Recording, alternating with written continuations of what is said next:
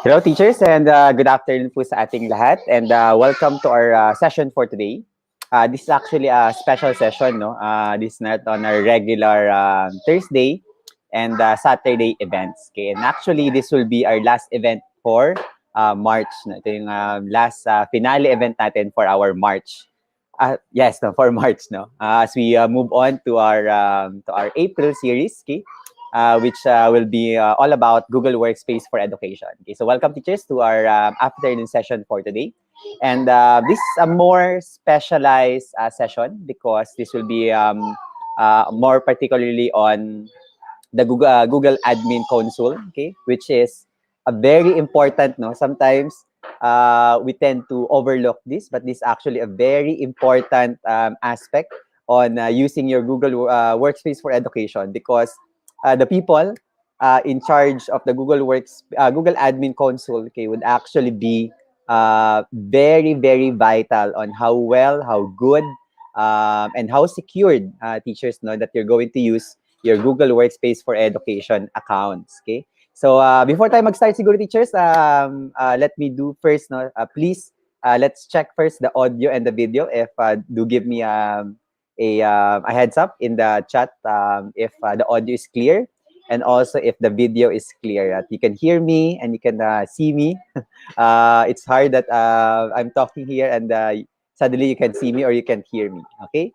So teachers, so for today, okay, this will be more directed, no, to the yes. Thank you, Miss Clarissa. Okay, this will be directed more specifically, okay, to the ICT coordinators as well as those people who are manning or in charge of the Google Admin Console. Okay, but okay, I can see from the audience, no, very varied teachers as well. And this is also a way for us to understand how the inner workings, okay, of the Google Workspace for Education. Para as teachers, you also would know the limitations, okay, and also the function of the Google Admin Console. And para pag may problema tayo sa mga accounts natin, o kunyari sa mga Google Workspace applications natin or tools natin, alam natin if the Google Admin Console administrator, okay, could actually answer it, okay, because they're very, they have a very deep access, okay, to the Google Workspace for Education accounts of the school. Okay, I believe, for example, that as mentioned by one of our trainees before, okay, in our Google Certified Educators training, that for DepEd, I think per division, there is an actual person in charge, no, for the Google Admin Console. Yan. Okay. So, I think before tayo siguro mag-proceed na since we have time, okay, to spend, no, I'd like to greet all of you teachers and I'd like to do a shout out first, a very, very quick shout out to all the teachers. So please type in your school, your name. Also, if you could include if you are an ICT from which division, which city that you are manning. No? So please do let me know. So let's start off with Teacher Ann. Teacher Ann, Mary Ann Odal from Macopa IS, Talisayan, Misamis Oriental. Okay. Hello po, good afternoon. Good afternoon, Miss Raisa. Thank you. Teacher Nizan. Okay. Rotella Andres. Virginia Gazon, good afternoon po. Sir Romel, good afternoon. Miss Virginia Sason, Miss Jessie N, okay, good afternoon po. So teachers, do type in your names, okay? Siguro abangan ko lang na baka mahahaba. Yan, meron na mga pumapasok. So let's have, watching from Pampanga, Teacher Ira Vanessa Pineda. From Leyte Normal University, Teacher Clarissa and Denise Morante. Tama po ba ako? Yes, Teacher Sir CD from Lugaet Senior High School, ICT Coordinator. Bigatin pala si Sir CD, no? Sir George, kay Erwin Rada from Parañaque City College. Okay? We have also Teacher Brenda Amancio Venturero. Okay? Magandang hapon po. And we have, ang bilis sumakit, we have Sir Limuel Serami, Muer Woods Academy. ICT teacher po. Teacher Jessie N. Nervasa, Astoria, Cebu. Ian Eliana, Holy Cruz Mental. And we also have Teacher Lani Amata from PUP College of Computer and Information Sciences. Okay. We also have Teacher Alex Javier Alvarez from Kidapawan City. Teacher Jennifer Bugarin from Paranaque City College. James Lori Liala from Leyte Normal University intern. Okay. Jorlina P. Tagupa, watching from Macopa IS Talisayan District DepEd Misamis Oriental as well. Okay. We also have Sir Teacher Brenda Amancio Venturero from Mindoro State College. Nisan Abriol from Misamis Oriental as well. Okay, Talisayan District, sorry. Okay. Medyo mahaba na, no?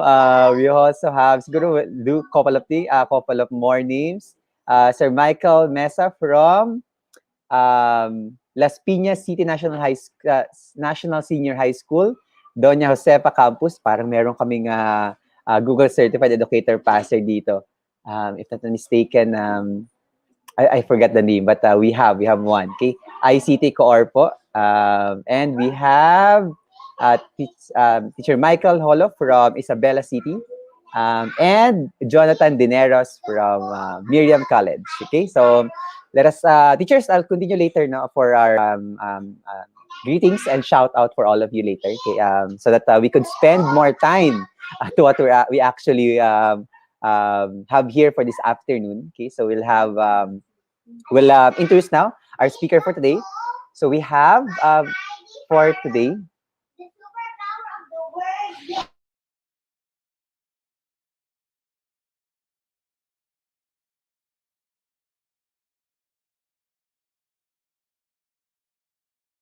Teachers, let me introduce to you our speaker for today, who will be guiding us today, no, to some of the important features and aspects of our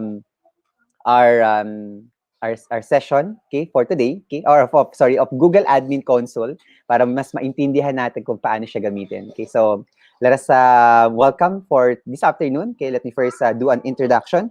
Sir Bob Matthew Sunga is the system administrator of Xavier School, Green Hill, San Juan. Part of his job is to maintain server scale computers, update and upgrade systems, manage infrastructure and technological design for administrative operations, research, install, implement, and maintain school-wide applications critical for operations, assure efficiency on school IT resources and its management, provide technical support and training to administrative staffs, create annual research on development and improvements on IT infrastructure. Okay, as well as he is also currently a professor at the Polytechnic University of the Philippines, College of Engineering. And part of his job is to instruct students on subject matter by providing engaging activities, design modules and learning materials for remote learning, provide technological advices on IT infrastructure and applications. Okay, so our speaker for today is not a newbie, okay, and certainly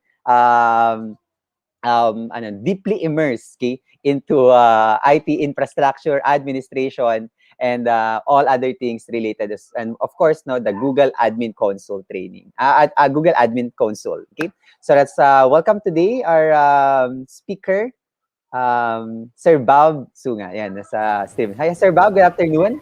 Hi, good afternoon. Good afternoon, everyone. Yan. So, welcome po to Kaagapay Teacher Support, Sir Bob. Okay, and siguro before we start, Sir Bob, no, I'd like to ask first, okay, so that our audience will have some sort of an idea what's going to be discussed, covered for today's discussion. Okay, so can you give us like sort of like an overview Okay. of what our teachers, our ICT coordinators? We have a lot of ICT coordinators in our audience right now. Okay, so what can they expect today? So thank you, Sir Franco. Bali, what we're gonna be doing, or what we're gonna be discussing over the hour, mainly we'll be discussing more on the user side on how we maintain, how we upload, and everything management with regards to the user side.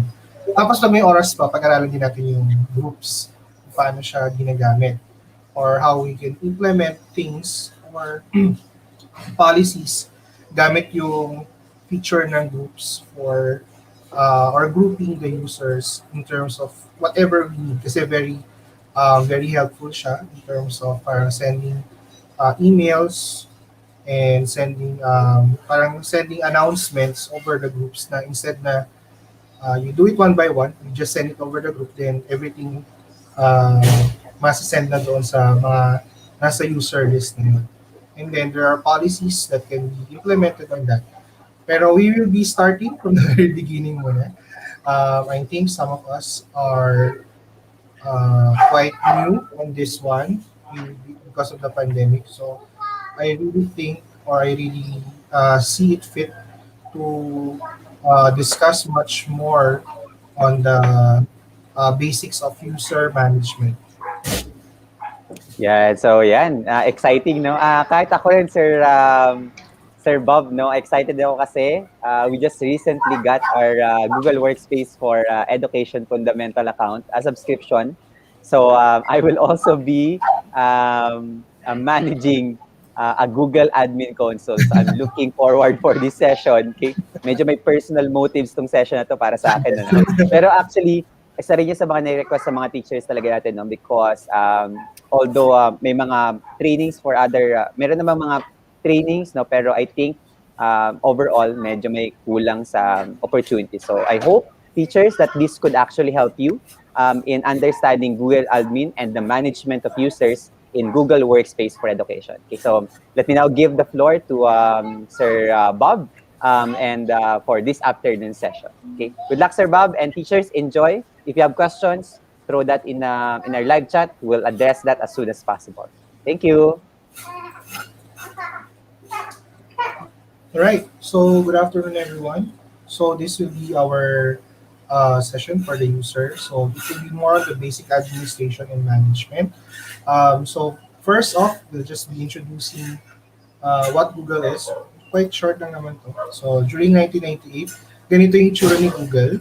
And then when come 2020, after more than 22 years of existence and being used by the a lot of people in the internet, um, you can see that there's a lot of changes. No? So from this kind of application, pagdating ng 2020, so dumami na siya. So naging most widely used mailbox siya in the world. So alam natin na pag sinabing email, it's actually referring to Gmail. So naging same connotation na siya.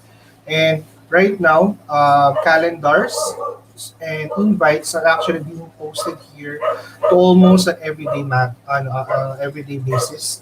And then it is one of the largest repository of files. So yung Google Drive, ginagamit siya not just for uh, storage ng mga pictures natin, but it's actually being used as well as repository for archival files. Ibig sabihin, doon ini-store yung mga lumang files na babalikan mo eventually na lang. And then it's also one of the most popular document processor, mainly with the advent of GDocs and the other G applications. No, naging kilala siya. No, lalo siya nagamit. And all of this can easily be managed and controlled by one application. Ito yung application ng Google Admin.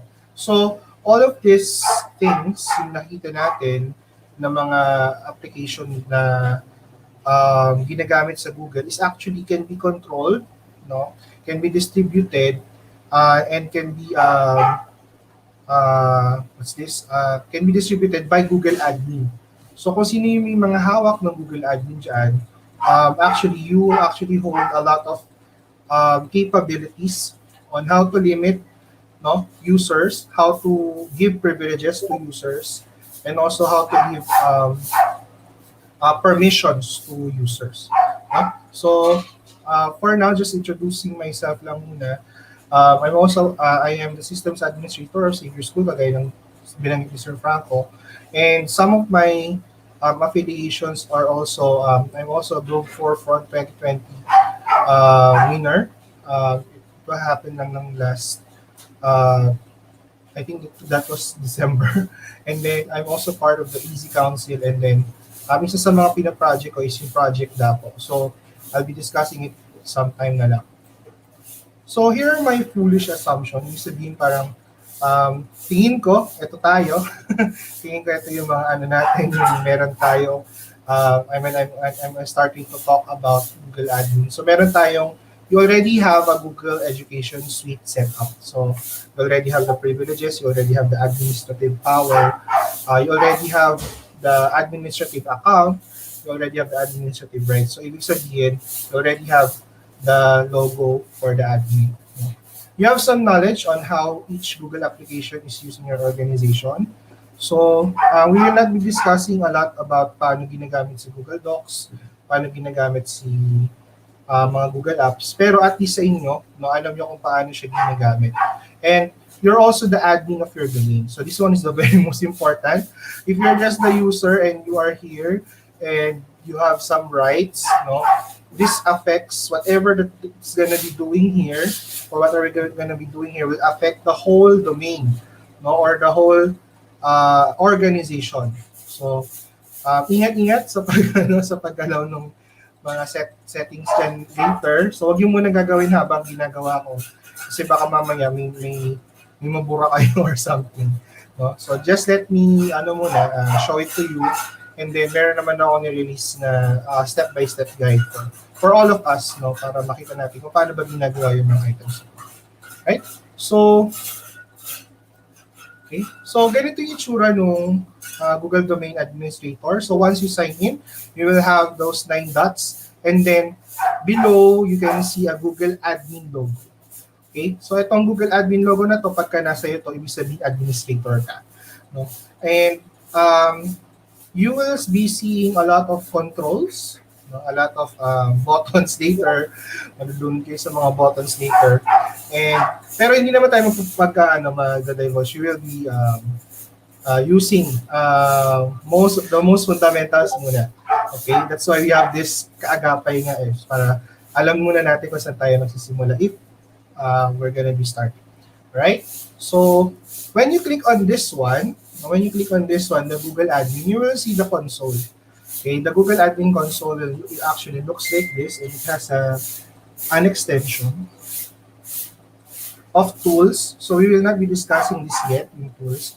Rather, ang target ko talaga before simula talaga is actually to do the users, and then groups, and then apps, and then admin roles. Pero because of the time, we will be much focusing on users muna because I believe this is the most important part of doing an administrative work.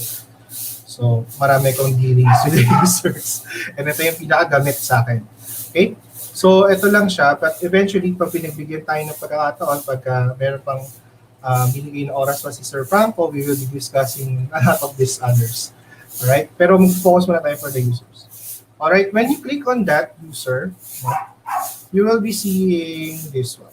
Okay, this is the user management panel. No, the user management panel is where you can add your student and faculty emails or whoever email that may be. No? And then you can delete old emails or you can delete kahit emails, whether old or new. Then you can suspend unused emails. So later, i-discuss natin kung ano yung pinagkaiba ng delete sa suspend. Okay? So very important na malaman natin kung ano yung pinagkaiba niyan. And then you can also update emails for those who got married. So yung mga marami kasing teachers, no, especially yung mga dalaga na teacher na nag-start and then they got married while they're on the job, no. Nagpapalit sila ng last name. So kailangan meron kang way para palitan yung last name nila. Halimbawa, especially yung mga yung mga babaeng teacher natin, no. So halimbawa, hanap tayo na pangalan. Kunyari si Miss Christina Cabigon, no? Hi ma'am. Sorry kayo po yung lumabas na So, kunyari si Miss Christina Cabigon,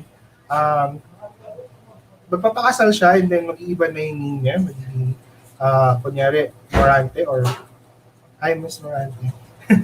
So, kunyari naging ganon. So, pag pinalitan, kailangan mapalitan mo rin, pati yung email address nila.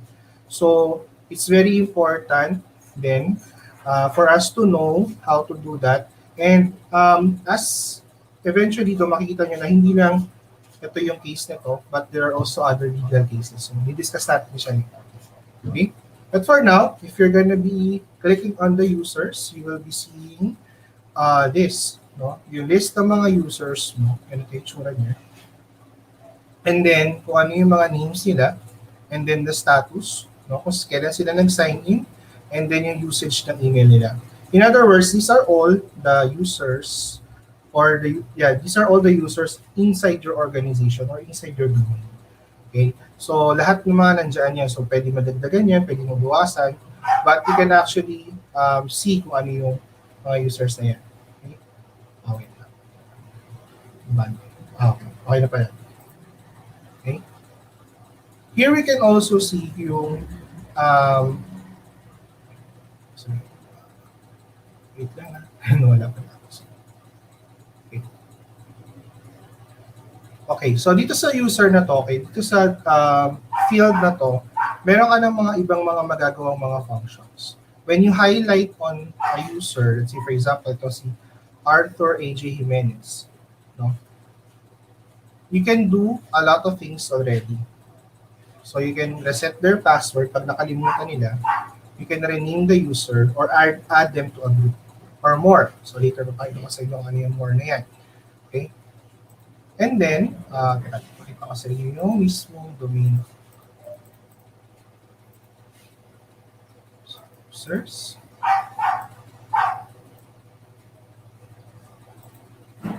No? Okay. So, these functions are already available to you. Okay? Halimbawa, for example, gawin natin yung reset password. So, pag halimbawa meron lumapit sa inyo na bata, madalas mga bata, nakakalimutan yung password, no? You can click on reset password and then you either automatically generate that password or force them to change. Okay, force them to change. So, importanteng alam niyo kung kailan magpo-force change at kailan ay mag-auto-generate. Okay? Ito yung mga tips. No, reset password is very important or useful in the following scenario. If the user forgot the password, so syempre ayaw naman natin as admin, alam natin yung password ng mga users natin dahil tayo ang pamabibintangan, dahil tayo ang all-powerful dito. So we want to give them at least some sort of confidence on that hindi natin ginagalaw yung mga accounts nila. Okay? The other one is that if user is suspected of anomalies, ibig sabihin meron nag-report na itong user na to is dealing something illegal over the internet using that email. So, pwede mong gawin yan, i-reset mo yung password para hindi siya makapasok. Okay? And then you can also, if a user has to be investigated, so yon kapag halimbawa meron ng subpoena or meron ng mga, let's say for example, investigative procedures, so i-reset mo muna yung password. Okay, hindi mo hindi mo siya basta parang i-delete agad or i-suspend agad. Okay? It's also a user, okay? If a user is very important, halimbawa may nag-resign, no? If a user is a department and needs to transfer the usage to a new admin, so yung emails kasi natin, pwede siyang departmental email, ibig sabihin in Xavier School there is such thing as ITS-mail. So lahat ng mga part ng ITS has access to that email, no?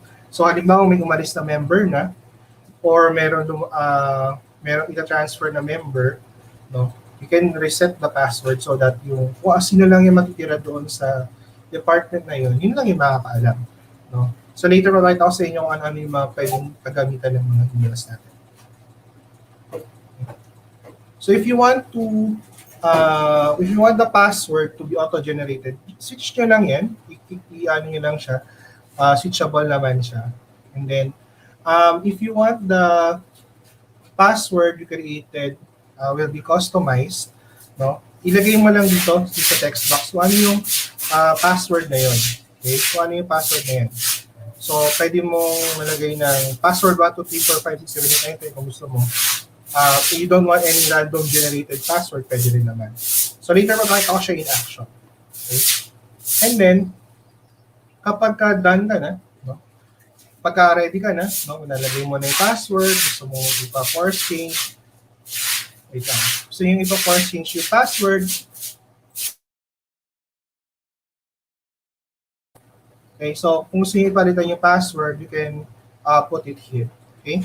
Then, click reset. Now, once you click on reset, once you are done and clicking on reset, mag-i-implement na yung pag-change ng password. So, huwag nyo itong kakalimutan, itong mga parts na to, kung bakit. Please take note of this one. Very important itong mga to. Okay? Your actions should adhere to the policies of the school. So, hindi ka pwedeng, trip ko lang admin, magpa-password reset ako para sa mga taong ayaw kong makausap or ayaw kong makakita ng ganyan. So, we need to be very responsible also. No? Do not just reset password upon request. Kasi there are times na nagpapareset siya ng password para, well, may tinatago kasi siya. So, kung halimbawa, that person request, check nyo muna kung meron siyang mga suspected cases ba, meron bang ongoing investigation, meron bang mga ongoing anomalies na kailangan tignan. So, okay, basta-basta magre-reset. Hindi porket sinabi sa inyo, sir, pa-reset po ng password. No? Nireset nyo na agad. What? O ganun. Kasi baka mamaya, merong isang admin na remotely nagko-control din na kaya niya pala nilock yun kasi merong ini-investigate. Especially these are true for those who are multiple admins per domain. Okay? Also, make it to a point that the request is either documented or legitimate. So, kailangan yung request niyo may process pa rin kayo ng paggawa ng request ng reset password. Hindi yung parang minessage ka lang or kinext ka lang, no, change password na agad. So, wag ganun. You have to place a policy on that one.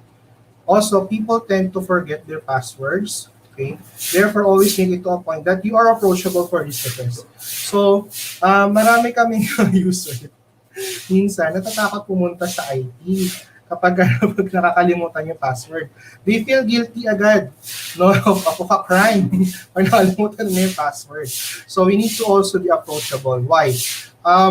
If a person is actually asking regarding the matter of the passwords and everything like that, it builds trust between the user and the administrator. So yun yung gusto natin. Gusto natin positive. Ayaw natin na parang lagi sila natatakot na mapapa-change password po ako. Tapos feeling nila sisigawan sila ng IT department. This will be also be true kapag ka natitreat din tayo ng students or ng other employees natin. No? So ganun yung natin. Ganun dapat yung approach natin. Alright? So, do we have questions so far? So, nasa reset password pa na tayo. So, papunta na tayo sa... So, creating new users. Okay. So, creating new users, we have two ways of doing. No? We have two ways of doing new users. We have two ways of doing new users. Number one, it's individual creation. And number two, it's bulk creation. Okay? Individual creation, this means that isa-isa natin siyang gagawin, add one by one. The other one is bulk creation. This one is very helpful if you're just about to start creating your set of users. Okay? So, natin siya. So, if you're gonna be creating individual users, no, just click on add a user and then lalabas na to. Right? Lalabas na to. So once you see this, you can actually add all of the fields. These three fields are required. So your user, your first name, last name, and the primary email, meaning ito yung magiging email address niya sa domain mo. Okay? So you need to be wary of this one kasi ito na yung gagamitin niyang email for So, and then, itong dalawang part na to, nakikita niyo ito yung may edu.ph. Usually, this is what we call the domain. Ito yung identity ng organization mo. Ibig sabihin, sa cyberspace or sa cyber realm, no, ito yung parang ID mo. Ito yung organization mo. Pag sinabing galing kay ms.edu.ph, ibig sabihin galing yan sa'yo. Okay? So, pag nagkaroon ng investigation at may mga lumabas na ganyan, galing yan sa'yo. No? So, yun yung identity mo kasi. Okay? May background noise daw. Sorry for that. Anyways, sige, tuloy pa lang. Pero can you hear me? Am I still audible?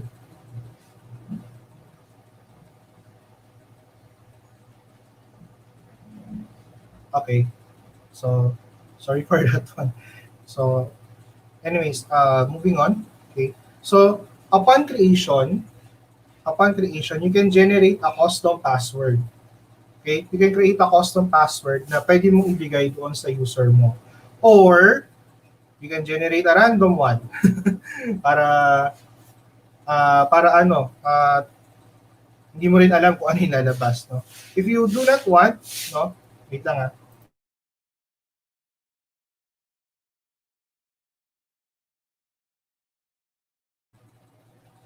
Okay? So, once na you want, no, you can auto-generate a password by switching this on. So, later papakita sa inyo, very cool yung project. Pero, later, pag-about namin, tuturo ko sa inyo yung tool para makakita niyo yun. Okay? Then, click here when you're ready to create a new user. So, once na-fill up mo na yung mga yan, no, you can actually fill up a secondary email. Ito yung email nila na gagamitin nila secondary. Ibig sabihin, halimbawa, for an employee like me, my primary email is bobbsunga@xs.edu.ph. Pero ang secondary email ko is bobmatthew.sunga@gmail.com. So, ibang domain siya, kaya siya tinawag na secondary email. Okay? So, pwede mo rin siyang ilagay dyan para later on, kapag meron siyang isi-send, pwede rin niyang i-send doon sa secondary email. Okay? So, for example, ito yung example ng ginawa ko. So, meron kang makikita dito sa taas. Once you click on generate a new user, no, makita mo dito na may license effectivity notification. Usually, dito mas maaga naman ito nangyayari yung effectivity niya. So, sinasabi lang niya 24 hours can begin using Google Workspace. Pero, madalas naman, pagka-bigay niyan, okay na. Pagka-create mo, okay na yung workspace niya. Okay? This one, yung user details, ito yung ibibigay mo. If you can print it out, pwede rin naman. Or you can send it a screenshot via email. So, these are the following details that will identify your user. So, ito na siya, yung first name, no, yung last name, and then yung main email niya, or the primary email niya. And then this is the password. Okay, this is the password that he needs to do or to input for him to enter yung email address na yan or to use that email address. Okay? So,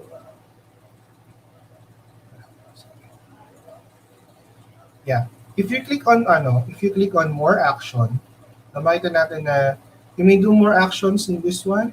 Okay? You can do more actions in this one. You can add them to the groups or edit the user kung medyo, nagkamali, Harry Roque pala dapat. Pwedeng ganon. No? If there are any mistakes while you are creating, you can also directly send the details to designated email or pinita. So yan, email login info. Ito yung pagsisend doon sa secondary email. Alright? How about ito yung tanong ng karamihan? No? Meron akong 1,000 estudyante, isa-isahin mo yun. So, syempre, si Google naman, nabait naman siya. Gumawa siya ng way para magkaroon tayo ng bulk creation. Okay? So, when you click on bulk creation, meron ka ng steps actually na susundan dyan. No? So, inisa-isa ko lang dito, breakdown ko na, pero actually, madali lang siya sundan. You can download this CSV for their user info. No? So, download this. Okay, you just click on that. And then, makikita mo na kung ano yung itsura ng CSV. Okay? Kita ko sa inyo kung ano yung itsura ng CSV. Nakita ko ba dito? Yeah, pinakita ko. So anyway, sige gawin natin. Pakita ko sa inyo yung domain namin. This is my dummy domain. This is my sandbox. So, admin like us do sandboxing kasi like meron kaming gagawin mga other important things na um, hindi namin siya makita agad or kailangan gawin muna, testing muna. So, we have a sandbox. So, we can add user. So, ito siya. So, pagka gusto ko siyang i-add, so, add new user, yung bulk update. So, yan na yan. Click nyo yung bulk update users. So, nagtataka kayo, bulk update yun, ibig sabihin, created na yun. It also applies to the new users if you want to add. So, you just click on the download user in CSV. So, okay, magalala. You don't need to screenshot. Meron tayong materials for this one. So, makita nyo dito, no, yung progress no preparing ng CSV. Makita nyo dyan. So, wow, I have 900 users. So, hintayin lang natin yan. Pero, once it is done, no, what you can do,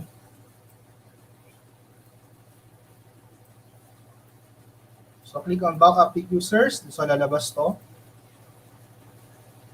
So, on the process, once the process is finished, makita nyo itong download CSV. So, ibig sabihin, ready nang i-download yung file na ginawa. Okay? Okay? And then, yan. So, once nagawa mo na, no, ito yung itsura ng CSV niyan. So, CSV is more like Excel lang naman siya. So, you can see, ganito yung example niya. Okay, sa totoong buhay, ganito talaga siya. Ganito talaga yung itsura niya sa totoong buhay. So, ganyan siya. Yan. So, ayan. So, if you want to add more users, you just need to delete lang naman yung mga yun. Okay. So, ayan. So, once you are done, after adding new users to the template, save it for future reference. So, what you can do is, kunyari, meron ko mga bagong estudyante, no, delete mo lang muna, gawa ka lang muna ng template, so delete mo na, kunyari, delete mo muna lahat. Pero magtitira ko ng isa. Delete. Tira ko ng isa. Okay? Nakikita niyo po ba? Or zoom ko ha, para makita natin. Sample lang ako ng isang user natin. So, meron siya mga fields. Okay, meron siya mga fields na kailangan meron laban. So, ito yun. The first name, the last name, and of course, the email address. Okay, too small, sorry. Kaya natin siya. So, maganda. Meron ka ng listahan ng mga email mo or mga estudyante mo, no? Meron ka ng listahan ng mga estudyante mo na nakahiwalay na yung first name and last name. Okay? So, meron na yata ako naka-ready dito.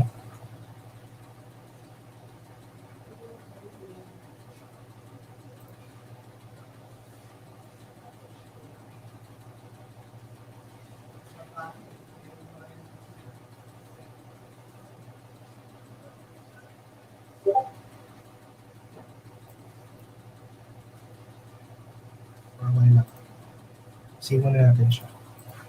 Save as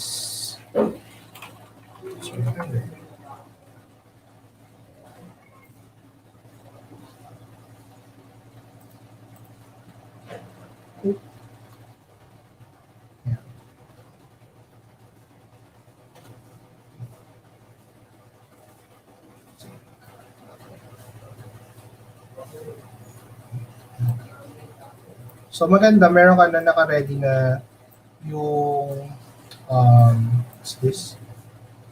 Yung username mo, tsaka yung mga pangalan ng students mo, nakahiwalay na, no? Meron ka ng username na first name at last name.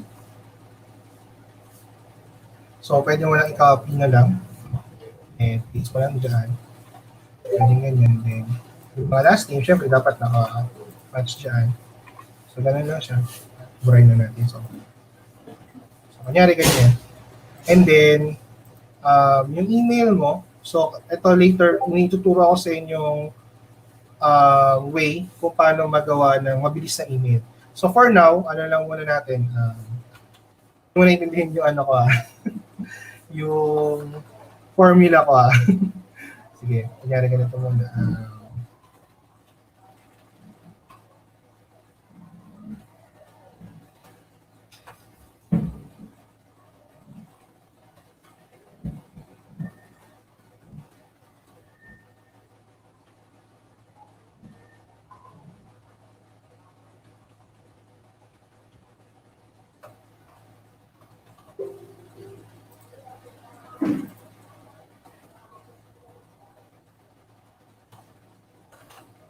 Kunyari ganito muna. So, syempre as an admin, dapat mabilis ang gumawa dahil kung day isa-isahin mo yan and ayaw natin nun, ayaw natin ng ganon, ang gagawin natin is syempre, dire-diretso natin siya na gawin. So, once you do kung ano yung formula, lalabas na siya ganito. Okay, so click mo lang siya, drag, and yan, makikita mo na kung ano yung email na yan. So, kunyari ganyan siya. And then yung password mo, usually, ang ginagawa namin for this kind of password, kapag estudyante, usually yung student number nila ginagamit namin as their default password. For employees, we use their employee numbers as their default password. And then, pino-force change namin sila. Pero for the sake of, ano muna, example, yun lang muna natin. So, something that is quite random lang naman muna. So, nag-iiba-iba naman siya. So, you can do Excel in doing these things. Okay? Lolo ko ang aking Google account. Bakit kaya? Ano natin ang nangyayari sa Google? Anyway, sige. So, ganun lang siya. And then, once you're saved with this one, huwag niyo itong kakalimutan, itong part na to, itong org unit pa. Usually, nagkaka-error kapag in-upload mo tapos walang ganyan. Iyan mo lang siya, i-drag mo lang siya. Kailangan lang may slash. No? Tapos, everything else, you can leave blank muna. Ito, pwede naman blank na lang yan. Then, just save it as CSV. So, maganda rin as an admin, gawa ka din ng folder mo na kung saan andun lahat ng mga email addresses mo ng CSV. CSV. User, user 2020. Ayan. And then, ay yung gagamitin mo to upload. Ay yung gagamitin mo to upload. So, click natin. So, meron yun siya. And then, we go to our so, we go here.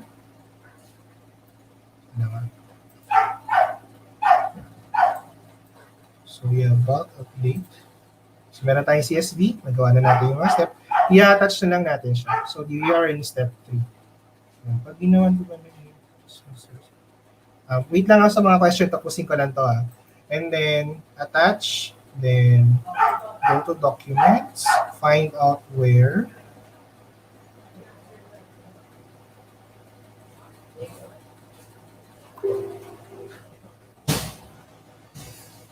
No, pinawalan ko kanina. Sorry.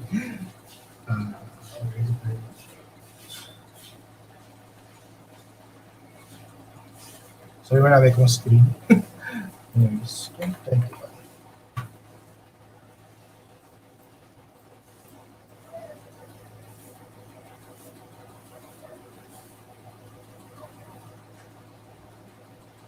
Parang nawala yung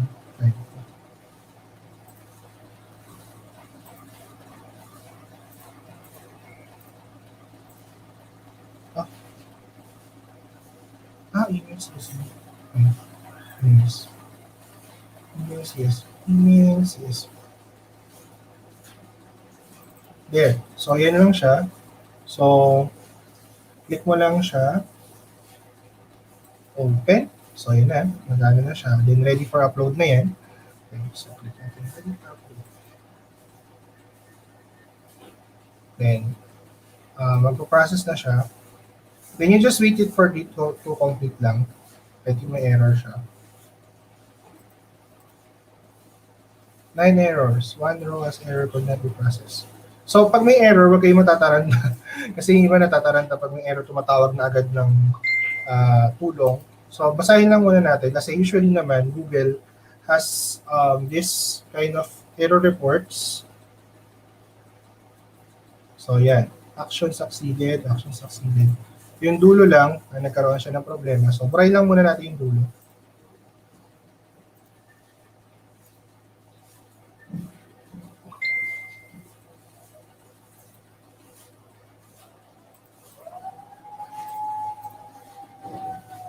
And save it as this one.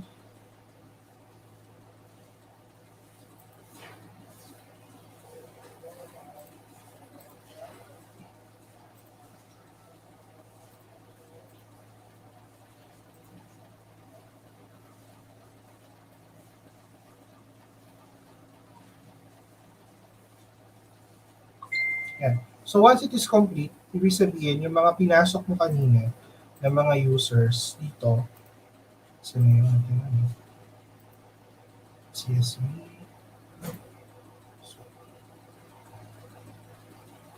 So lahat ng mga to, these are all legal emails na. So all of these items, okay, all of these items are good to go. No, pwede nyo na siya i-distribute. No, these are all working emails na. Later, tingnan natin. I-prove natin na these are working emails na. So, hanapin natin si aj.i.ssl page. aj.i.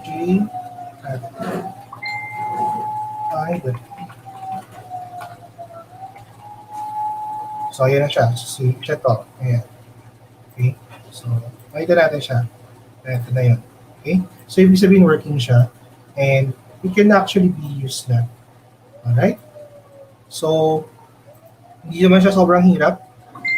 Ganun lang kadali gawin yun. Okay.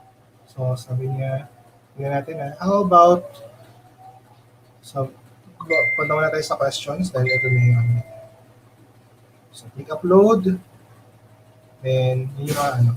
So, before we go to the questions, you need to remember, you need to identify how the email will be used and what type of users will be implemented. So, usually in a school setting, you have this four users. So, kami we took time to identify this, pero binibigay na namin sa inyo to. No? Yung faculty and staff, you need to classify them. Faculty and staff, then students, the department emails, and then utilities. Okay? For each one, papakita ko sa inyo kung ano-ano yan. Okay, you should have email naming conventions that will identify user types easily. So, for example, for a faculty member or a staff member, kung ang full name niya ay Harry James L. Potter, no? Harry L. Potter at ms@edu.ph. So, parang buo siya. Pero you can use naman kung ano yung gusto ninyo. Pero in our case, no, para ma-identify na teacher siya, ito yung ginagamit namin. For the students, ito medyo madugo to dahil maraming pangalan ko, no? Kung ang full name niya is Harry James L. Potter, ang email niya is hjlpotter2029 at ms@edu.ph. Ano yung 2029? This is the year that he will be graduating. Ito yung batch niya. So usually, this helps it make it unique. No? This actually makes it unique. So kasi by using numbers, by using control numbers like this one, no, it makes it unique. So halimbawa meron pang ibang Harry James Potter sa ibang section or sa ibang year level na mas mababa. At least ito, it already gives you a control na magkaiba yung dalawang tao. Okay? The other one, yung iba ginagamit student number. Parang initial muna ta student number niya para mas unique yun. Sure na unique yun. Okay? The other one is for department email naming pattern. So for example, Human Resources Department, no? HRD-mail at ms.edu.ph. Ibig sabihin, pag may dash mail, department email yan. So pag nag-email ka dyan, lahat ng mga nandyan, makakatanggap or makakapagbukas ng email na yun.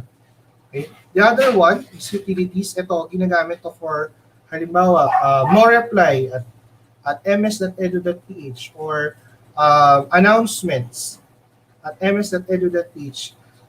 These are called utility emails. Kung saan doon ka nagpapadaan ng mga announcements. Or ng mga communication na hindi kailangan replyan, or mga memo, or other things that are important to communicate in your organization.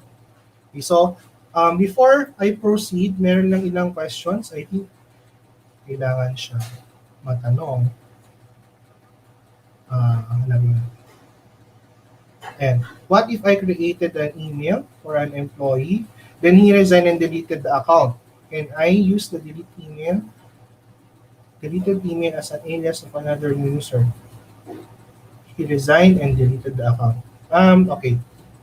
Magandang question yun.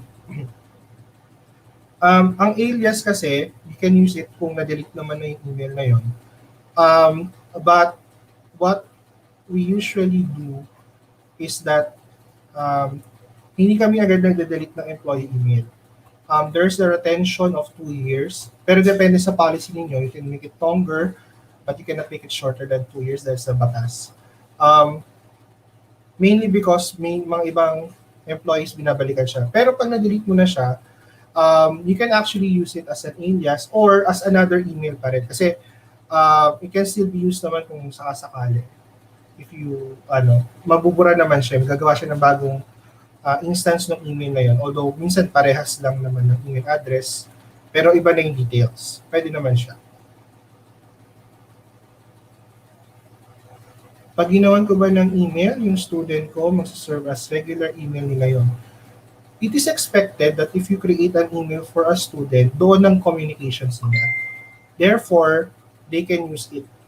However, kailangan mag-put up kayo ng policy na this will be an email mainly for communication purposes between you and the school. May ibang mga instances kung saan yung mga estudyante ginagamit nila ito pang laro. Hindi natin may itatanggi. Iba ginagamit for Lazada. Kasi may mga free yata pagkabago ka lang. So, on the admin side, hindi siya maiwasan. Pero, palalahanan lang natin sila na after they graduate, whatever is in there will be deleted. So, ganun yung ano namin, parang ginagamit namin for the students para hindi nila ginagamit for Facebook or for whatever other purposes. Kasi talaga, dinidelete talaga namin yung email nila kapag dumating yung panahon na gagraduate na sila. Can you use CSV to update existing users, especially for next school year? Yes. Papalit yun. Yung kanina, yung ginawa ko kanina, if you will be doing that again, yung same CSV na to, halimbawa, ito lang naman siya. Or may mga set of users ka lang naman na gustong palitan. So you can do changes here naman. And then, pag in-upload mo siya, it will be reflected.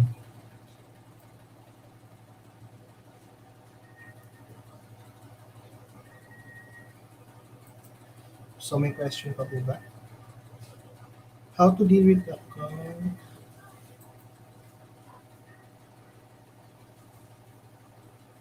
I think there are more questions. I think Sir Bob, okay na. Okay. Wala na so far question. Thank Okay. you. Sige.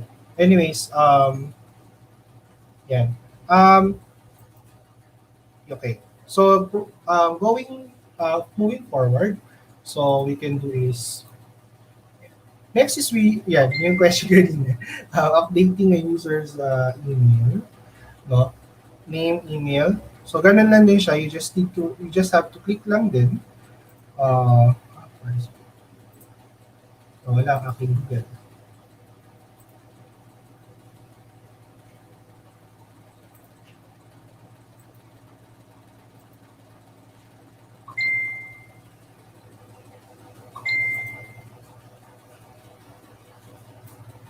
Okay, you just need to to click on the update user's name or email, and then uh, palitan nyo lang kung ano yung kailangan nyo palitan dyan. So, when you click on that one, open ko lang yung nag-log out siya bigla.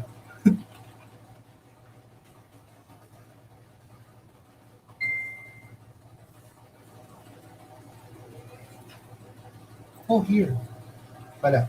Okay, anyways. So, yan. We just need to click on that. So, users. Users. And then, ay, so, we want to update a user's name. So, ito yung usually mga nagre-request ito is yung mga uh, dalaga na nagpakasal na, or yung may yung sa mga estudyante naman, these are those with legal concerns. Okay? So, you just need to search lang naman, kunyari, AJ, meron siyang lalabas na mga suggestion na merong mga kadugtong nun. And then, click on that one, and click on proceed. Yan. So, pwede mo na siyang palitan. So, lalabas na yan. So, just remember lang na merong impact ang pag-reading ng user. No? So, pwede mong palitan na kunyari, M na siya.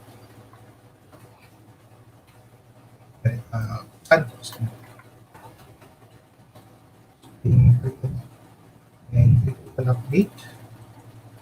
Yan. So, yung details, mag-iiba na yung username, ay yung niya, yung first name, last name niya. So, you can also do, if i-insist niya na, okay, okay lang bang din palitan yung email address ko, you can also do naman.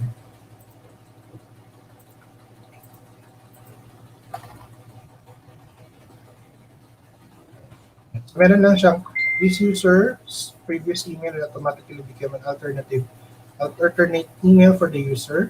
So, para lang mag-continue siya, parang ikakabit lang niya doon. So, ano na naman siya. So, just continue. Then, yun na yung email address niya.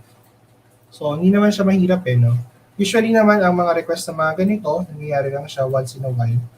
Hindi naman siya parang kailangan sabay-sabay. But, kapag ka nag-aayos ka na ng groups, yan, medyo madami-dami. Pero later on, we discuss natin siya. Okay? Then, you can just click on proceed. Yan. Ito lang yung steps niya. So, okay mag-alala kung hindi nyo nakaka-catch up lahat ng mga, just watch lang muna kasi dinademo ko siya. Then, ito. Meron naman tayong materials service. Okay? So, why is there a need to update a user information? Okay, usually, getting married, number one is legal concerns, at ito, institutional changes. Kapag yung email listing mo, halimbawa, kaya kay Xavier, pangalan dati ni HRD ngayon is personnel office. So, nag-iba na siya. HRD department na siya. So, kailangan palitan para yung identity ng department nandun siya. Okay. Ano po nangyayari sa alternate email? Nabubura ba yun eventually? O hindi na at nakakabit na talaga siya sa change email? You can treat it as an alternate, para nagiging alias na siya ng email na yan. Hindi naman siya mabubura. Mainly para nakakabit lang siya as, parang ito rin yung email na to, pupunta rin siya dito. Nagre-redirect lang siya. Parang ganun lang. Medyo technical yung medyo technical kasi yung behind that, pero yun. Parang ganun lang yung nangyayari. To simplify things. Okay, so ito na tayo. We go forward. Okay, we go forward in suspending the users.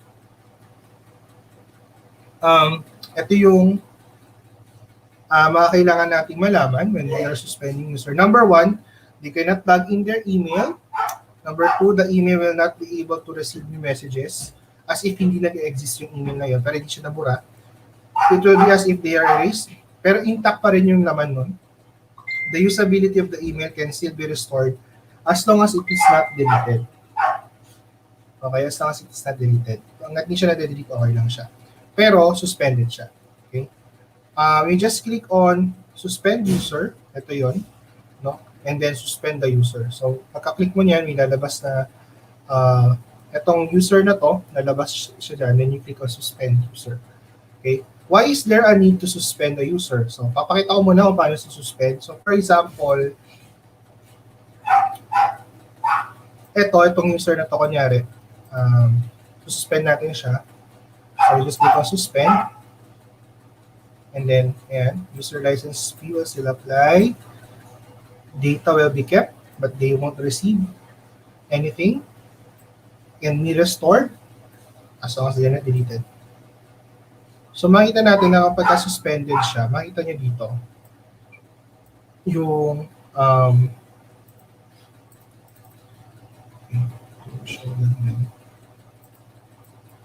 ayan.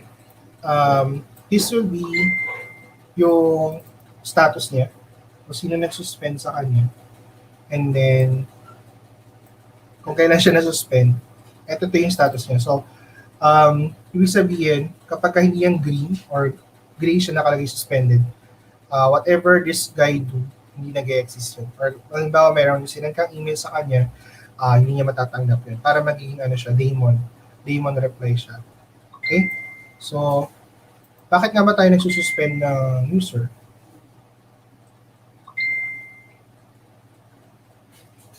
Okay. Number 1, violation. Terms of use, school policy. Okay. And then legal policies. Okay. So terms of use, usually, instituted rules and guidelines. So minsan, kapag yung user, talagang violate talaga siya, and nade-detect naman niya para meron siya activity na hindi magandang ginagawa, nade-detect ng Gmail yon, sinususpend siya na automatically. Na-notify po ba ang user na i-suspend siya? Hindi. Hindi siya na-notify. Ang na-notify is yung admin. So magkakaroon ka ng email, halimbawa, auto-suspension siya. Ino-notify ka ni Google na, ito yung mga na-suspend mong user for today. Kasi ganito.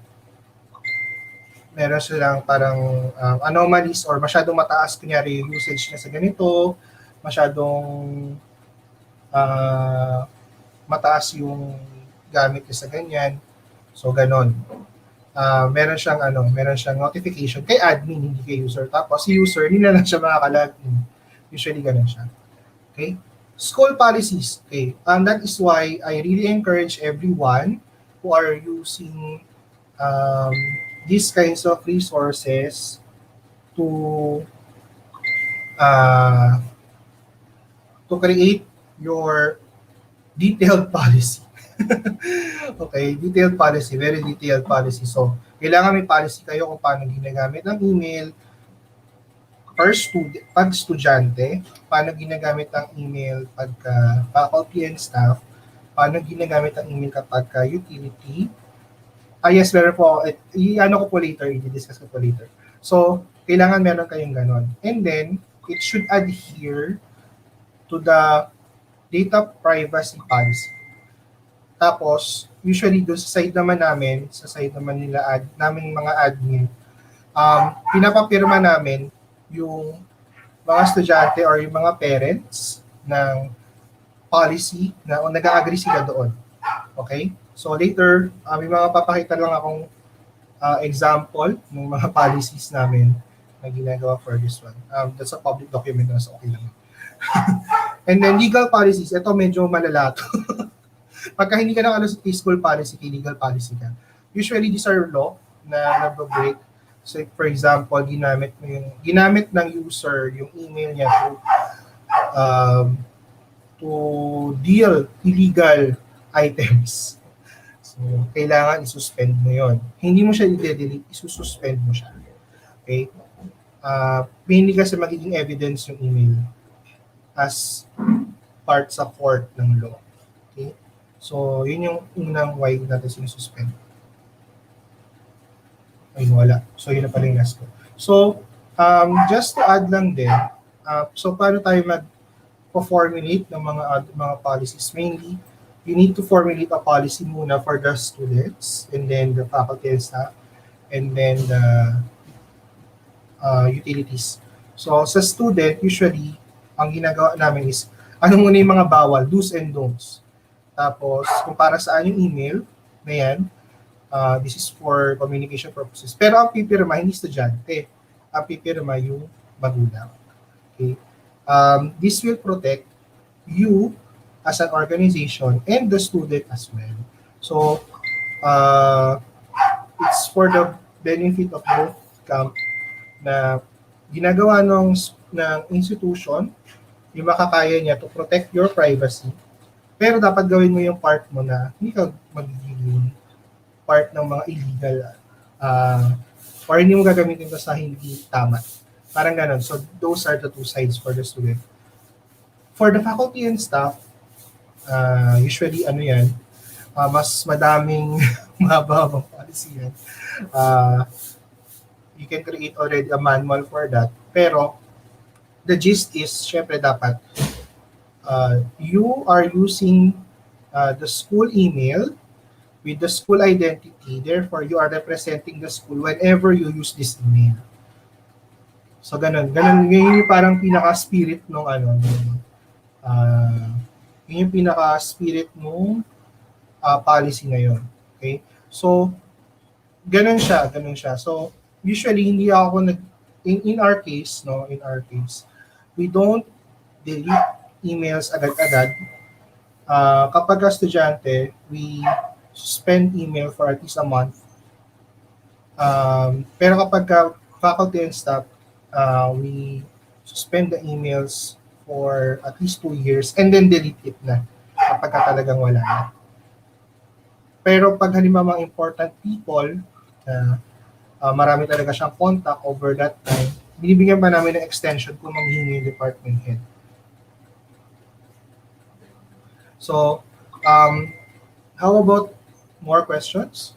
I think that's the end, Sir Franco, ng aking demonstration and discussion. Baka may mga tanong pa sila.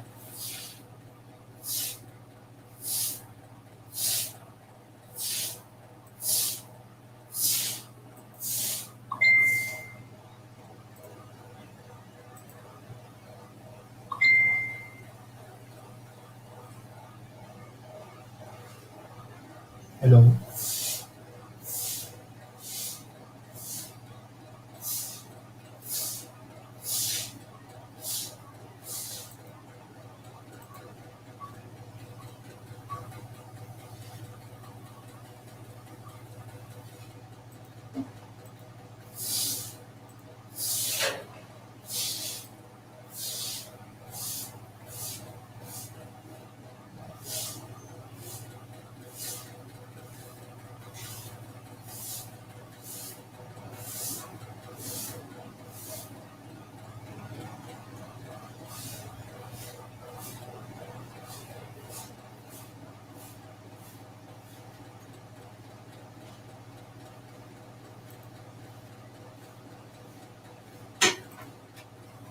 Mobile policies, device policies for mobile users.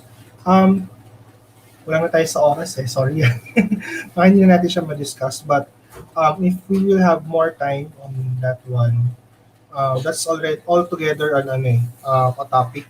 But to give you a preview on what is the device policy. Kay Google kasi, yung device policy niya, sinasabi niya doon na you gain control. I think I have one. This one. Etong phone na to, I have a Google policy here.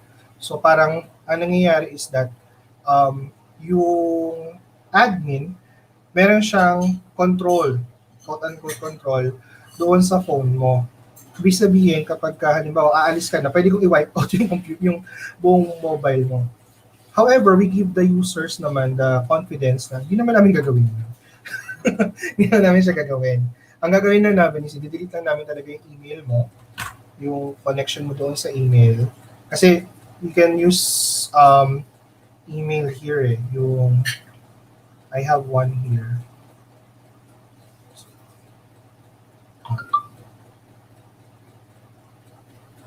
I got 2 inboxes here.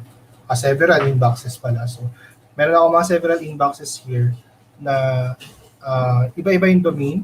Pero here is access.edu.ph. Then, You can use only that kapag ka in-approve nyo ng admin mo yung request mo sa policy. Pero usually ang ginagawa namin is, syempre, sabihin naman namin sa user, huwag ka mag-alala, hindi naman namin gustong mag-wipe out the phone dahil malaking problema yun both sa iyo at saka sa amin dahil magagalit ka sa amin. Kaya buburahin lang namin yung user.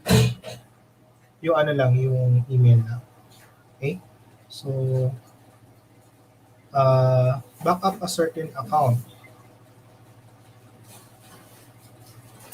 Sorry, what do you mean by back up a certain account? Okay. Nasa batas po pala na 2 years grace period bago mag-delete. According to the DPA or the Data Privacy Act, yung sa IRR niya, recommended na 2 years yung retention ng account. Mainly kasi, kaya ganun ang ginagawa nila, it adheres to the to the policy din ng mga yung human resources na kailangan yung file mo sa isang institution na pinasukan mo, 2 years nandun yun. So, meron na silang 2 years to keep that and then dapat i-destroy na nila. With that DPA, ganun din yung in-implement with the email dahil record mo pa rin naman yun. Pero, if you want to extend it further, go ahead. Pero, we don't recommend to parang shorten that. Kasi, merong batas baka naman maligal tayo. Unfortunately, some students if the account was accidentally deleted, can it be restored? Google has a way. Hindi ka pwede mag-delete lang accidentally.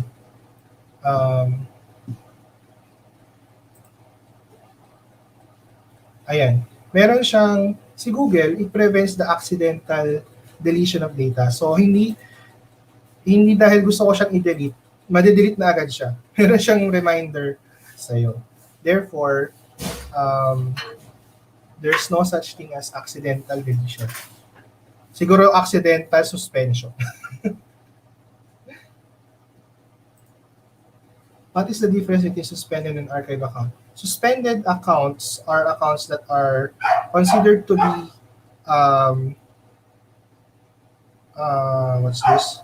considered siya as parang may analogo silang dalawa. Pero suspended accounts are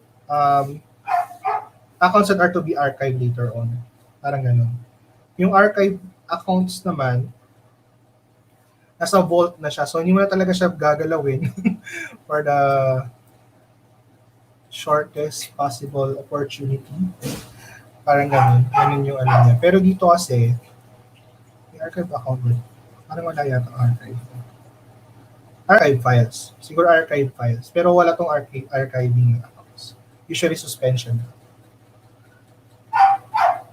Okay, Miss Weng Carvalho. Mr. Weng Carvalho. Unfortunately, some of the students under Google Workspace without device policy cannot maximize apps from Google under the school's account. What we do for this one is that syempre, i-issue namin yung mobile what's this one? Mobile policy. Yung mobile policy sa kanila so that they can maximize it. So, parang ina-approve na lang siya per domain. You can see it here. Meron tayong tinatawag na device policy. And devices. So, itong mga devices, dito mo naman minamanage yung mga like mobile phones, endpoint. Kung may Chrome devices kayo, very good. Mga managed browsers and everything. So, dito naman yan. Dito naman, control naman kung ano yung pwede nilang i-access gamit yung account na yun. Okay? So, magandang topic din siya. Sir Franco, dami topic. So, what else? If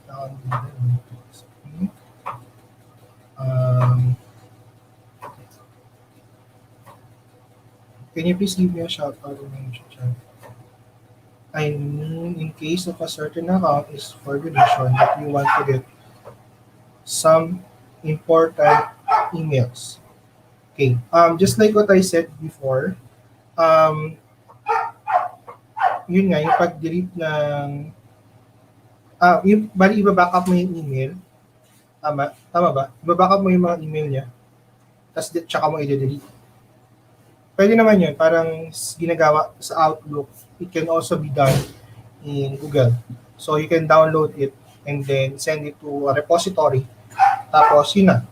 Yun na yung laman ng lahat ng mga emails.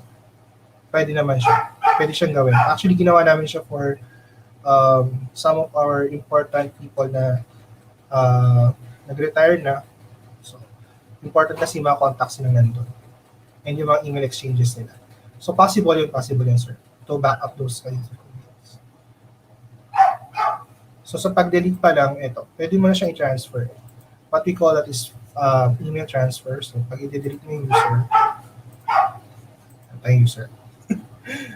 Sample lang muna. So, pag mag-delete ka ng user, yan. Meron siya mga transfer kung kanino.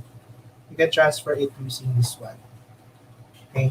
So, kunyari, transfer mo siya sa admin or transfer mo siya kung kanino. Basta pag i-delete mo na siya, you can do that. Okay, is it possible to reset a user's account, like remove files from the Google Drive and mails from Gmail? That one I haven't done yet. Pero, wait lang. That's a good question. I'll be exploring that question later on siguro. If you can drop your email so that I can find an answer for you. Hindi ko rin talaga hindi ko pa siya nagawa. Basta ang ginagawa ko lang, dinidelete ko lang or sinususpend. Tapos kung ano man yung laman nun. Pero sige, titignan natin this is a very good question. Explore natin yan. Okay? Okay, I think, ano pa ba? Question.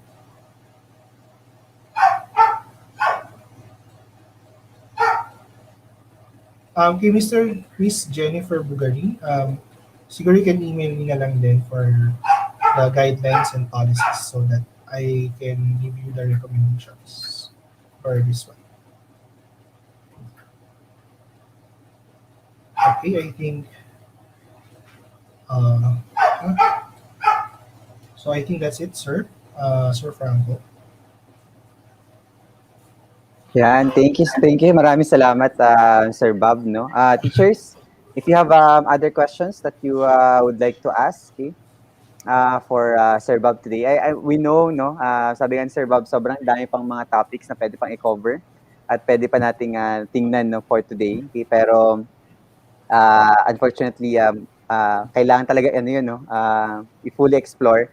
So we'll see if we can set up a follow-up session for this, so we could explore other things, okay?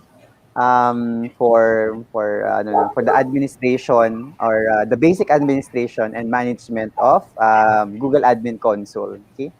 Siguro sir, merong isang question kanina na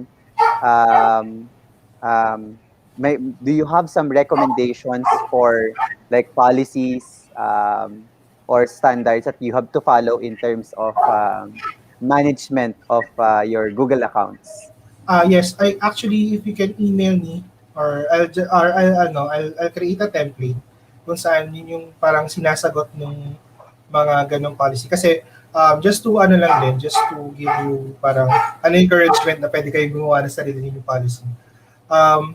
What I do is I research other policies from other school and then I came up with a policy na bagay sa school ko. Kasi if I give you the policy of Savior School, baka hindi siya angkop doon sa setting ninyo.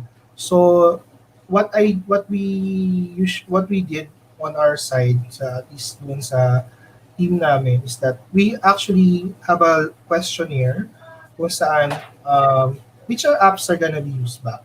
Itong app ba na to, pwede siyang mag-post ng ganito or ganyan. May mga ganun kami mga klaseng question.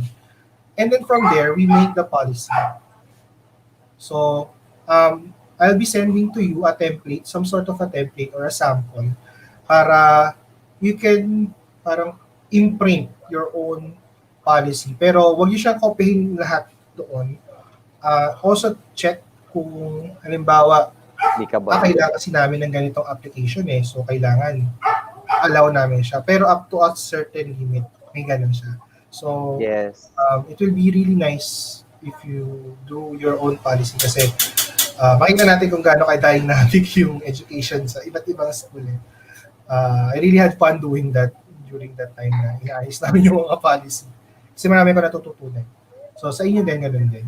I'll be sending some sort of a template for that. Yeah. So teachers, now what we're going to do is we're going to get all of these templates, pati yung PDF. Sir Bob prepared the PDF like step-by-step na things that you have to be reminded about in setting up your Google Admin Console. If you are new, kilala sa mga new po, we will post that via our Facebook page. So please pakiabangan na lang po, no? We'll post all the links. So we'll put it in a Google Drive folder so you could easily access all of them all at once. Okay? Yan. Okay? So I hope teachers, no? Syempre, tama si Sir Bob, no? Itong mga policies na to, kailangan are well crafted to the unique context and situation ng schools nyo. Take into considerations your users, your teachers. Kasi for example, sa amin, sa school namin, meron kami mga certain applications na required not to carry on our job as teachers. So we usually talk to the school if we can allow, for example, these applications. Okay? Meron namang mga applications na, oops, let's block that because that's going to hinder our ability to conduct our classes properly.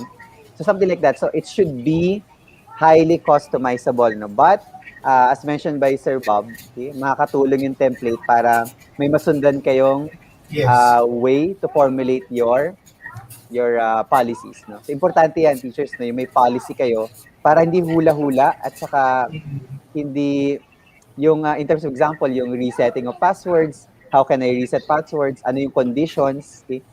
Because those are very, very sensitive cases. Okay? Actually, very sensitive yung data na hinahawakan ng mga Google Admin Console administrators. So, big responsibility. Okay? Kaya nga sabi ko, last time Sir Bob, no, dapat ang mga Google Admin Console natin should have more trainings like this kasi actually mahirap yung trabahong ginagawa. No? Kita ko kung gaano ka-complex, gaano ka yung workload, no? Ng mga Google Admin Consoles natin, okay? Our administrators. Okay? So we'll try to provide teachers, no? We'll try to cover as much ground later next time. Okay? We'll set up more training grounds. Okay? And maybe we can further specify particular aspects of the Google Admin Console for your needs, no? For our teachers, for our ICT coordinators as well. Okay? So yun, tama, no? Teacher Pau just recently messaged me. Lalo na yung data privacy concern, napakahalaga po niyan para sa mga Google Admin Console Nakita niyo naman, Sir Bob, kanina, no? Sir Bob, yung ginagamit mo kanina na mga sample data, no? So, yun pa lang, no? So, hindi tayo pwede basta, for example, magpakita ng mga data ng mga estudyante natin. Pero, Sir Bob, kanina may nagtanong, actually, si Miss Teacher Jennifer, yun daw, please let her know. Can you give us like a very brief background how to set up your sandbox daw? I actually don't know also how to what the sandbox is. Yeah, yung sandbox kasi it is granted by Google kapag yung school malaki. Like Okay. Senior School, we have 4,000 plus users and then additional pa ng mga utilities natin. And ngayon, dumating yung mga parents. Nag-issue din tayo ng email. So, we really requested Google to provide us parang another domain, like, di ba, access.edu.ph, we put another domain na mag-accommodate for us to test that. To tell you honestly din, yung ginawa natin kanina na mga users, updates and everything, hindi yun yung ginagawa namin practice sa Xavier School. We do a different, more technical na way to automate everything. Kasi di ba, sir, if you will remember, pag pumasok ka kay Xavier, yung mobile mo, nag-connect na sa internet nang hindi ka nagpapasok ng password. 'di ba? Meron tayong ganong klaseng application na one-stop shop yung username and password mo sa lahat ng services natin ng IT sa school. Oo. So yung password mo sa internet, yung password mo sa Wi-Fi, yung password, ang ginagawa namin ngayon, yung password mo rin sa sa systems natin is will be the same. Lahat yung nakasync. Medyo mas complex siya, sobrang technical nun. Pero yung yung what's this? Yung pag-issue nun, medyo mas siya, mas quite technical. Medyo Technical, nawawala yes. ako kasi sobrang technical. I'm Okay starting lang, sir, ano. Yes, to, oo. pero Pero if of course, no, we can discuss on that naman. yes. Okay, of course, siguro as we progress, okay, baka we could, of course, take it on another level, okay, for our ICT administrators, Yes. coordinators, para mas ma-upskill din sila no, in terms of managing. Pero at least Yes, teachers, definitely. for our ICT coordinators, at least at the very basic, no, fundamentally, we get to cover yung management, no, or some of the reminders, okay, on how to manage your Google Admin Console. Okay. This will never be enough, no? This one session. Okay. So actually maganda rin tong pang-calibrate, Sir Bob, para at least Yeah. alam na natin ano pa yung kailangan ng mga teachers Yes. natin in terms of support. Okay. So we'll try to design a follow-up sessions on this, Yes, okay, sir. to target naman a more specific aspect of the Google Admin Console. Okay, so pakiabangan na lang po sa Kaagapay teacher support page natin yan. Okay? Yun, okay? And yan, so Sir Bob, siguro bago po tayo magpaalam, no, siguro we'll just ask from you some general reminders, kay message for teachers or for the ICT coordinators, okay, as a whole, um, in order to for them to better manage, no, or successfully manage their Google Admin Console.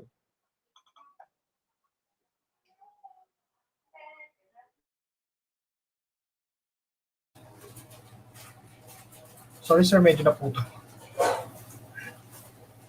Sir, message for our Google Admin Console administrators on how can they successfully manage, no, a general message for all of them to successfully Okay. manage their own Google Admin Console. Yes. Actually, the Google Admin is designed to be the base of functionality to distribute mga ganitong klaseng mga resources and items. That is why the administrator actually should have a very broad mindset in terms of implementing guidelines, in terms of parang knowing the policy of the school and its direction. That is why teamwork siya eh. Hindi naman nag-iimbento lang dapat si admin ng policy or si school admin parang sobrang higpit naman. It's actually it goes hand in hand. And a discussion regarding policies and the implementation actually goes a long way. Kung mapapansin natin, a lot of schools are having a hard time uh, doing this. Pero parang pag pinansin mo, like Xavier School, Ika, they're very, parang smooth sailing, kumbaga. Mainly kasi, nag-uusap yung, yung dalawang entity or dalawang klase ng admin. The one who provides the policy will try to retrofit it on the technical side. Kaya, huwag kayo matakot na magtanong. Okay, huwag kayo matakot na mag-explore. Huwag kayo rin kayo matakot na magtanong sa ibang school kung ano ba yung mga policies nila, how they do it. Especially with us, mga admin and mga ICT admin. Mainly, it's being parang open on this kind of things. And also, being open to your teachers din. May iba kasi parang, admin ako, magaling. Wag ganun. Or, the other way around, the other extremes. So, the key here is that whatever we do as a policy, whatever we do in the policy should be parang adhered towards the direction of the school. Huwag kayo matakot kapag parang mga iba nangyari or huwag kayo matakot magtanong, huwag kayo matakot mag-verify, huwag kayo matakot na uh, to implement these things. Basta kailangan you need to talk or to discuss this with the other stakeholders din.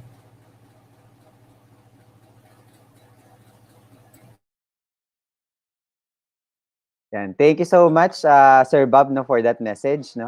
Siguro before tayo magpaalam kay Sir Bob, would like to, of course, no, acknowledge kay, Sir Bob's contribution for this afternoon's session. Um, and like we'd like to present no, this certificate of recognition. Um, Okay, certificate of recognition. This certificate of recognition is awarded to Bob Matisunga for sharing his expertise and for his contribution as a guest speaker in the recently concluded webinar entitled Google Admin Console Training, awarded on March 29, 2021. Signed truly, okay, kulang lang kami, no? Parang nagkamali ako ng signatures dito. Anyway, we'll fix it, Sir Bob. Pero apat kasi kami administrators ng Kaagapay Teacher Support. So, thank you again, Sir Bob, for this opportunity to share with us your expertise. And we hope that you, again, no, would allow us to invite you again Of here course. at Kaagapay Teacher Support for helping our teachers, no, our ICT coordinators manage their own Google Workspace for Education accounts. Lalo na ngayon, Sir Bob, sobrang daming na caught off guard kasi syempre, dati Yes. hindi naman sila Yeah. required na mas biglang nagpumasok sila kay Google. Suddenly, meron silang mga accounts na kailangang i-manage. Okay. So again, maraming salamat, Sir Bob, and we'll let you go now so you could Sige po, take a sir. rest, of course. It's our second to the last day sa Xavier. So All maraming right. salamat, Sir Bob, and have a great day po. Thank you. Yun, so teachers, no, maraming salamat. No? I'd like to highlight this comment from Sir Weng. Okay, maybe we could actually do this, no, Sir Weng. Let's find out a way to put up a community of Google Admin Console administrators or handlers. So we could share practices, okay, resources, etc. We could also organize a small group training programs for the Google Admin Console handlers or person in charge of the Google Admin Console. Okay, so abangan na natin Sir Sir Weng. We'll try to manage that. Okay, we'll try um to get with to get that have that community. Okay? So, we'll see what we can do about that, Sir Weng. Okay? So, teachers, maraming salamat. No? I hope, yes po, we will have a certificate for this. Okay? I'll be giving an evaluation link for this session. Okay? So, just wait for a while. Okay? And please don't forget, teachers, to accomplish the evaluation link. Okay? Because that will be your ticket for your certificates for this session. Okay? And please be mindful of your email addresses and your names, okay? Because this information will be the ones we're going to use to generate your certificates. Okay? Yan, okay? So, teachers, yes, Sir Glenn, no, all our certificates are sent via email. Okay, diretso po sa email in 5 to 7 days. Okay? Yan, welcome, Sir Weng, and let's see what we can do about that community. We will definitely project that, no, for our Google Admin Console handlers or persons in charge or OIC officer in charge, no, of the Google Admin Console. Okay? So teachers, I'll be showing you now your evaluation link for this session. Please do let me know if it works, no, or the link is working. Okay, before I leave the stream. Okay? Before, by the way, teachers, please be informed as well that this will be our only event for this week. Okay, so we will not have a Thursday event and a Saturday event now for this week because of the Holy Weeks, the Holy Week. No, so let's take our time to rest, to pray, to settle down, to re-energize ourselves. Okay, during that one whole week of of rest. Okay, although teachers, I invite all of you to join me tomorrow for the live premiere of my video here in our channel, okay, on formative and summative assessments using Google Forms. Okay, so pakiabangan na lang po natin.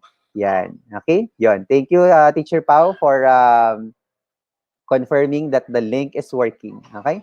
So teachers, maraming salamat no, for this afternoon, and I hope that you get to learn more things, no? And we continue to unlearn, learn, and relearn things. Okay? So maraming salamat, teachers, and have a great day.